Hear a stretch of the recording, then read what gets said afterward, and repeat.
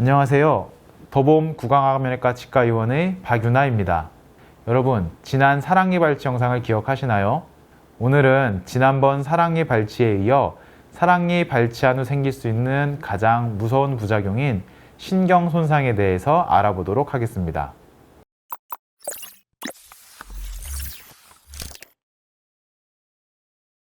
모든 사랑니는 하악의 가장 후방에 있으며 필연적으로 하악의 뒤쪽에서 앞쪽으로 주행하는 하치조 신경과 가장 먼저, 가장 가깝게 만나는 치아입니다.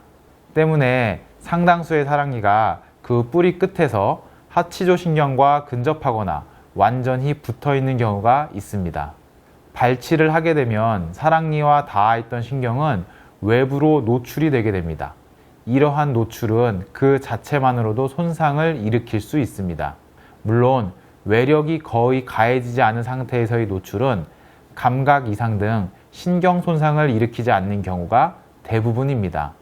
하지만 드물게는 외력이 거의 가해지지 않은 아주 단순한 발치에서도 감각 저하가 발생하는 경우도 있습니다. 심지어 CT에서 하치조 신경과 충분히 거리가 있었음에도 불구하고 감각 저하가 발생하는 경우가 있습니다. 이 경우 마취 중의 마취 바늘에 의한 신경의 손상이나 마취액에 의한 허혈성 손상 또는 하치조 신경의 마이너한 줄기가 실제로는 사랑니와 매우 근접해 있던 경우 등이 그 원인이 될 수 있겠습니다. 신경 손상이 일어나면 크게 두 가지 증상이 나타나는데요. 첫 번째는 감각 저하입니다. 감각 저하는 하치조 신경이 손상되는 경우, 설신경이 손상되는 경우로 나눌 수 있는데요. 하치조 신경이 손상되면 손상된 쪽의 피부 조직이 마비되고 마취가 덜 풀린 듯한 저린 느낌이 나타날 수 있습니다. 대부분의 경우 6개월에서 1년 이내 회복을 하지만 드물게 영구히 감각 저하가 남는 경우도 있습니다. 또한 설신경이 손상되게 되면 혀의 느낌이 없어지거나 맛을 느끼지 못하게 될 수도 있습니다. 신경 손상 시 발생하는 두 번째 증상은 통증입니다. 사실 실제 신경 손상에 의한 감각 이상 시 통증이 발생하는 경우는 매우 드문 편입니다. 대부분은 마비감이나 화끈거리는 느낌, 저린 느낌, 찌릿한 느낌, 간지러운 느낌 등을 많이 호소하십니다. 바늘로 찌르는 듯한 강한 통증을 야기하는 경우는 매우 드문 편이라고 볼 수 있습니다. 신경이 손상됐을 때는 대부분 신경에 가해졌던 외력의 정도의 영향을 받기 때문에 6개월에서 길게는 1년 정도 후에 신경 조직이 자연스럽게 회복되는 경우도 많이 있습니다. 이번에는 신경 손상이 되었을 때 어떻게 대처해야 하는지 알려드리도록 하겠습니다. 사랑니를 발치하고 나서 신경 손상이 발견됐다면 빠르게 조치해 주는 것이 좋은데요. 우선 발치 다음 날 반드시 체크를 해주는 것이 좋습니다. 감각 이상이 확인된다면 손상된 신경에 추가적인 염증 반응과 손상이 일어나는 것을 방지하기 위해 스테로이드와 비타민 B를 복용해야 합니다.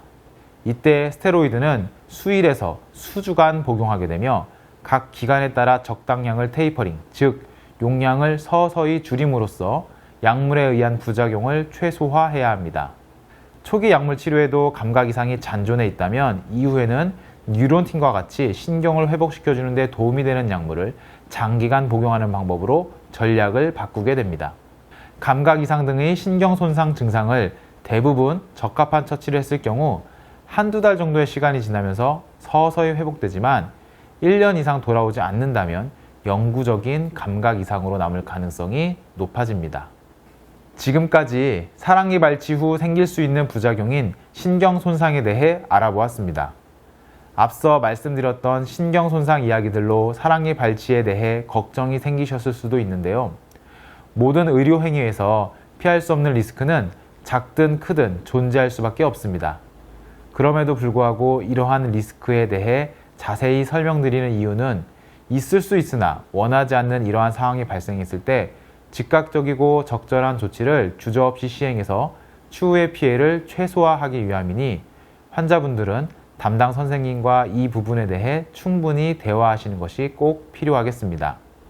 만약 부작용이 걱정되어 발치를 미루고 계신다면 사랑니 발치를 전문으로 하는 치과에서 진단받은 후 안전하게 사랑니 발치를 받아보시기를 추천드립니다.